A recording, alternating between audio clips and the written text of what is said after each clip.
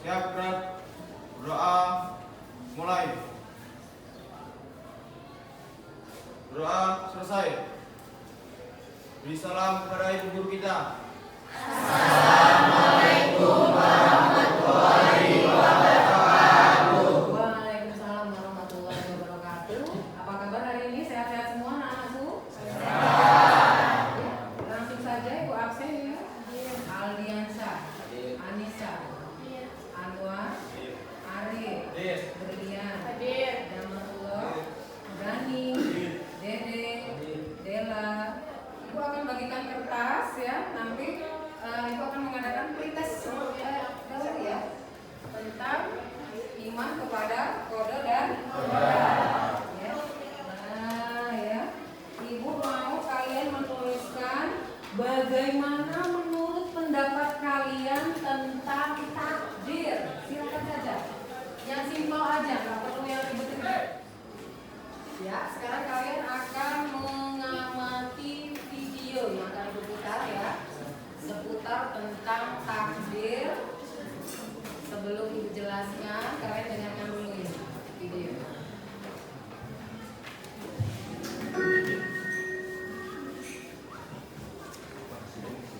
Jadi makin ditekan, makin yakin sama Allah. Makin banyak masalah, makin yakin sama Allah. Makin berserah kepada Allah. Kok bisa kayak gitu? Ada orang yang ketika makin banyak masalah, makin ragu sama Allah. Ini Allah maunya apa sih? Gitu kan? Ketika makin banyak masalah, makin kayak mempertanyakan takdir dan ketentuan Allah. Kenapa kok saya yang ngalamin ini? Kenapa saya dari dulu gak selesai-selesai masalahnya? Kenapa justru setelah saya berhijrah malah banyak masalah? Kenapa para sahabat sebaliknya? Makin dikasih ujian, makin wa ma zadahum illa imanan wa taslima. Gak bertambah kecuali iman dan kepasrahan. Jadi dikasih ujian malah makin yakin sama Allah, bukan makin ragu. Misalnya dia ganti nih model transaksi dagangnya, bisnisnya yang tadi mungkin syubhat atau haram, sekarang dia pakai model transaksi bisnis yang halal aja deh, yang aman-aman aja. Gara-gara transaksi yang halal malah banyak masalah. Katakan kalimat itu dengan benar-benar yakin di hati kita. Waqluf li khairan minha. Yakin saya Allah bisa ganti. Yakin. Gimana caranya? Itu bukan bagian kita, itu bagian Allah. Bagian kita berharap, bagian Allah memberikan cara. Jangan sampai kita mengambil bagian Allah. Pasti kita akan berhubungan. Orang kita bukan Tuhan. Mengambil bagian Allah apa? Harus jelas caranya. Kalau nggak jelas, ya percaya. Terlalu logis.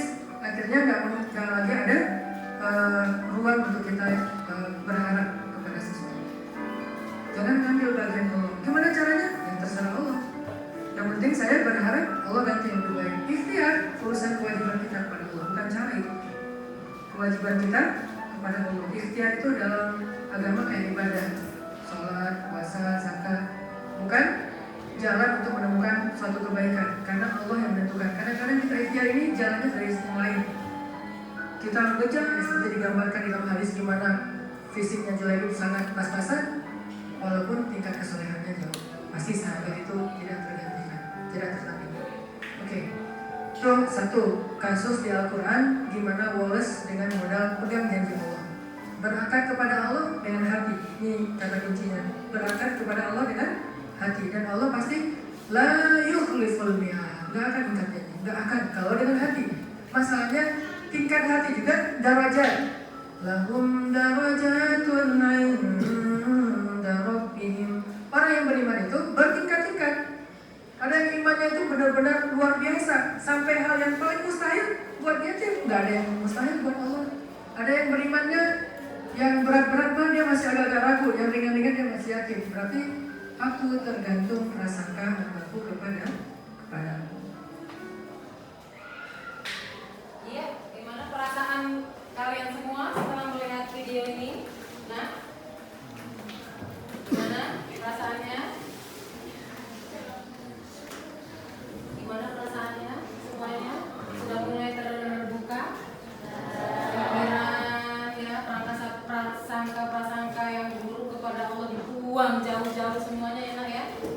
Ya kan? Ya gimana nih perasaan Arif nih? Gimana setelah menyaksikan video ini? Setelah menyaksikan video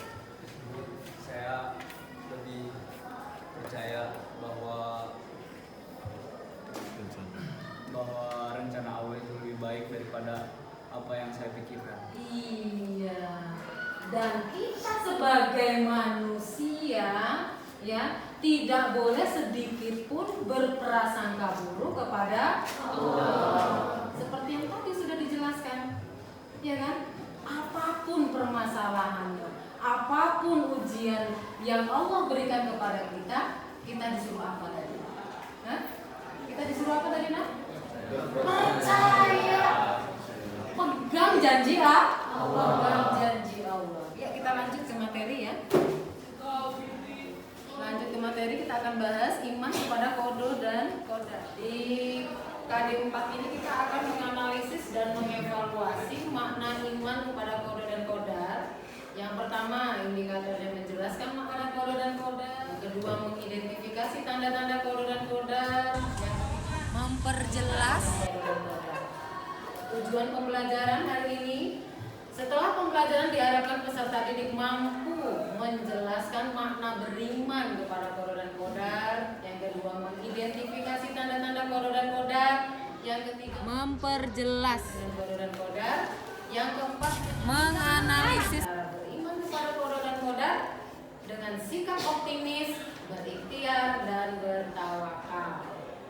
Ya, kita mulai lanjut ke materi. Yang pertama, kodo berarti keputusan, ketetapan, sedangkan kodar adalah perwujudan atas kehendak Allah.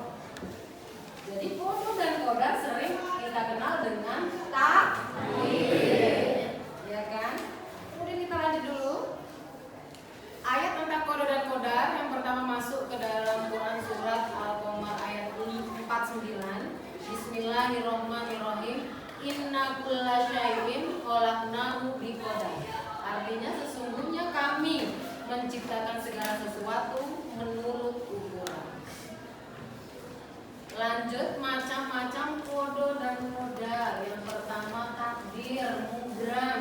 Karena tadi kodo dan kodar sering disebut takdir, nah sekarang kita akan bahas takdir ada dua macam, nah, ya.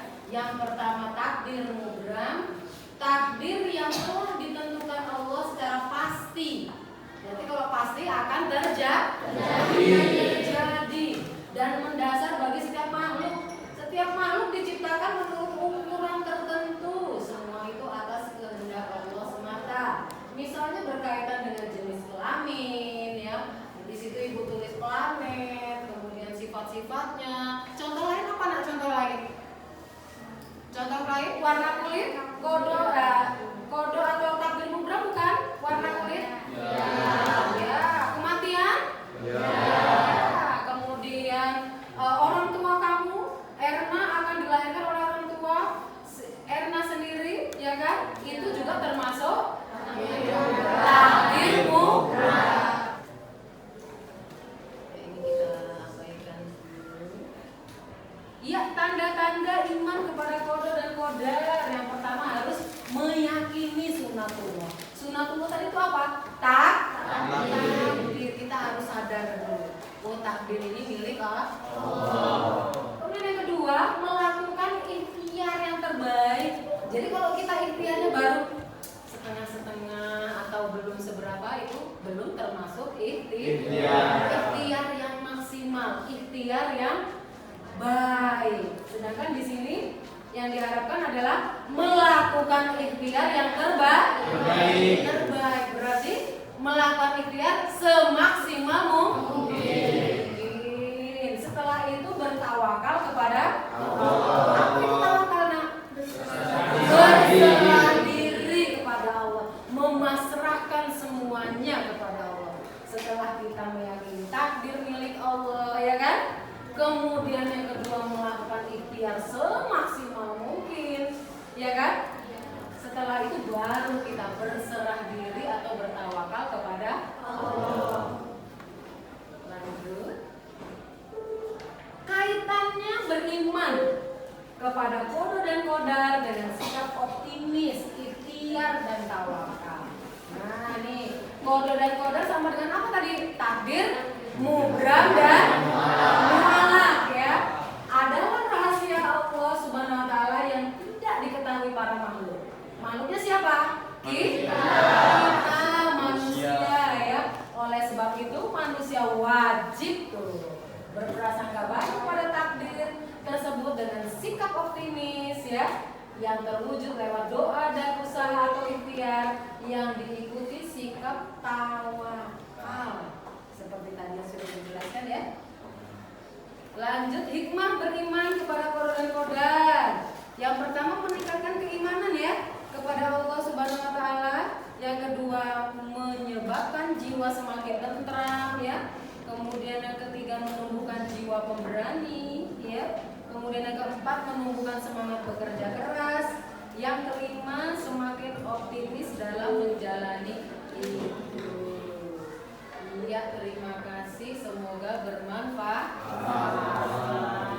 Iya, sampai di sini siapa nih yang mau nanya dan belum jelas nih, silakan. Ya, silakan Evi.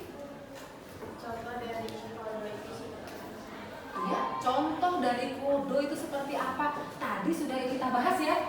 Contoh dari kodo berarti sama dengan takdir. Apa tadi? Mubram. Berarti apa contohnya tadi? Kematian. Kemudian warna kuning. Tadi ada yang ngomong kelahiran, ya kan? Terus apa lagi? Ya. Jenis kelamin. Planet pada orbitnya, subhanallah. Aplaus untuk kalian.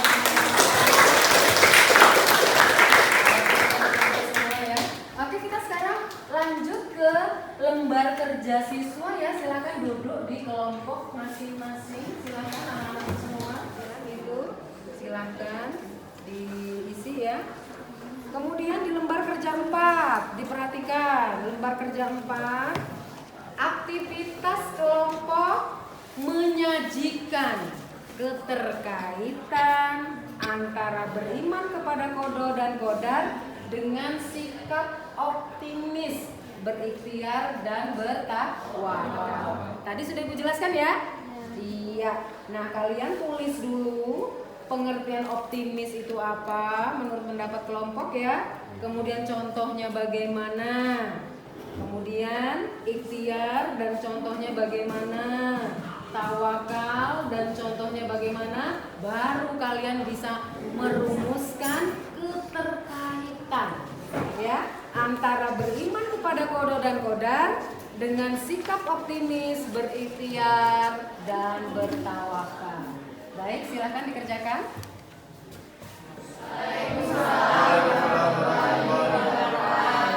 Kami dari kelompok 1 akan mempresentasikan hasil kerja kelompok kami tentang keterkaitan antara beriman kepada qada dan qadar dengan sikap optimis, berikhtiar dan bertawakal.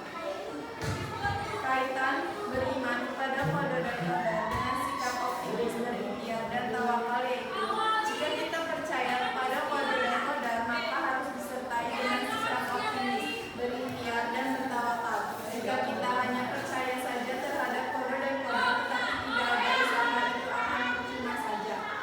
Sekian dari kelompok kami. Wassalamualaikum warahmatullahi wabarakatuh. Iya, kasih aplaus. Siapa yang bisa menyimpulkan dari hasil presentasi beberapa teman kita tadi? Ayo silakan.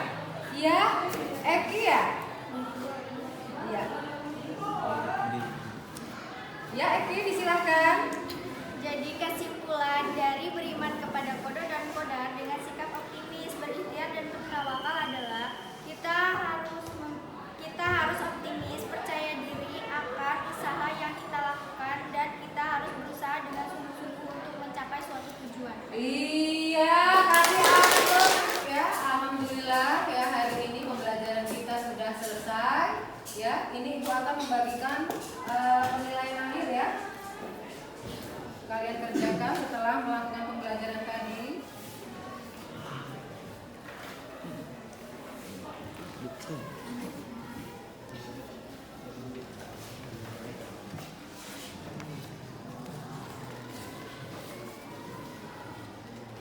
Ya, alhamdulillah.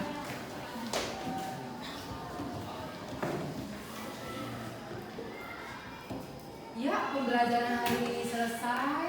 Kita tutup dengan membaca hamdalah.